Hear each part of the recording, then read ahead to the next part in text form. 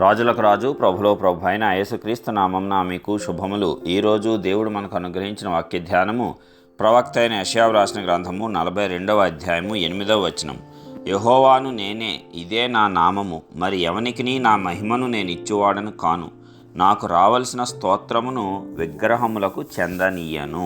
ప్రియులారా, ఈ వాక్య ధ్యానాన్ని మనం పరిశీలించినప్పుడు దేవుడు ఏకైక దేవుడిగా ఆయన తెలియపరుచుకుంటూ ఉన్నాడు. మరి మనము మానవులుగా అనేకమైన దేవతలను స్థాపించుకొని సృష్టికర్త అయినటువంటి వాడిని మరచి సృష్టిని పూజించటం మొదలుపెట్టినప్పుడు దేవుడు బహుగా కోపించాడు. అనేక మార్లు దండించినా సరే మరి మానవులు మార్పు చెందటం కేవలము ఆ కాల సమయంలోకి మాత్రమే. ఆ తర్వాతి కాలంలో మరలా వారు తప్పిపోవటము అనేది దేవుణ్ణి బాధిస్తూనే వస్తుంది. మరి కాబట్టి దేవుడు అనేక మార్లు స్పష్టం చేస్తున్నాడు, దేవుడు ఆయన ఒక్కడే, ఆయన నామం ఇదే.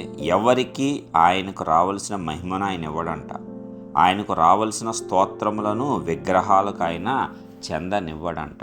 ఎందుకంటే ఆయన మోషేకు 10 ఆజ్ఞలను ఇచ్చినప్పుడు మొట్టమొదటగా ఆయన ఇచ్చినటువంటి ఆజ్ఞ ఇదే, నేనే యెహోవాను, నేను తప్ప వేరొక దేవుడు మీకు ఉండకూడదని చెప్పాడు. పైన ఆకాశమందు కానీ, క్రింద భూమి యందు కానీ, భూమి కింద నీళ్ల యందు కానీ దేని రూపమును మీరు చేసుకోకూడదు, సాగిలపడకూడదు, పూజించకూడదు, విగ్రహాన్ని చేసుకోకూడదు, దానికి నమస్కరింపకూడదు అని దేవుడు ఖచ్చితంగా మనకు సెలవిచ్చాడు. అయితే మానవుడు ప్రతి ఎత్తైన చెట్టును కానీ, కొండను కానీ ఇలాంటివి చూసినప్పుడు ఇదే దేవుడు అని దురభిప్రాయంలో వారు వెళ్ళిన ఆ ప్రాంతాలలో వారు మమ్మల్ని కాపాడతారని ఆ రీతిగా వ్యర్థమైనటువంటి వాటిని చేసుకోవటం అనేది దేవుడిని బాధించింది. అందుకే అనేక మార్లు దేవుడు హెచ్చరిస్తూనే ఉన్నాడు, తిరగండి, నా తట్టు తిరగండి అని. కాబట్టి దేవుడు పిలిచినప్పుడు, దేవుడు తెలియపరిచినప్పుడు ఆయన తట్టు తిరుగుట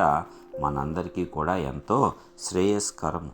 అందుకే ఆయన యొక్క నామము ఘనమైన నామము, ఆయన యొక్క నామము పరిశుద్ధమైన నామము, ఆయన నామము సర్వశక్తివంతమైనటువంటి నామము, ఆయన నామం అన్ని నామముల కంటే పైనామము. కాబట్టి ప్రతి ఒక్క మోకాలు ఆయన ఎదుట వంగాల్సిందే, ప్రతి నాలుక ఆయనను స్తుతించాల్సిందే. ఆ రీతిగా మన దేవుడు రోషము కలిగినటువంటి దేవుడై ఉన్నాడు. అందుకే మనము ఆయన యొక్క గొప్పతనాన్ని తెలుసుకోవాలి, ఆయన యొక్క శక్తిని మనం తెలుసుకోవాలి. ఆయన తప్ప ఇక ఏ దేవుడు మనకు లేడు అనేటువంటి సంగతిని గ్రహించి మరి అలాంటి అంధకారములో నశించిపోతున్న అనేక మంది ఆత్మలను మనము రక్షించాలి. అప్పుడు దేవుని యొక్క ఉగ్రత నుంచి వారిని తప్పించినటువంటి వారం అవుతాము. దేవుడు ఆ పని నిమిత్తము మనలను ఉపయోగించుకుంటున్నాడు. కాబట్టి అది నిజంగా మనకు ధన్యత. నీవు ఎప్పుడైతే ఆ సత్యాన్ని గురించి ఇతరులకు ప్రకటించావో, తెలియపరిచావో దేవుడు సంతోషిస్తాడు. తెలియని అజ్ఞాన అంధకారంలో కొట్టుమిట్టాడుతున్న వారిని ఆశ్చర్యకరమైన ఆయన వెలుగులోనికి నీవు నడిపించినప్పుడు ఆయన ఎంతగానో సంతోషిస్తాడు.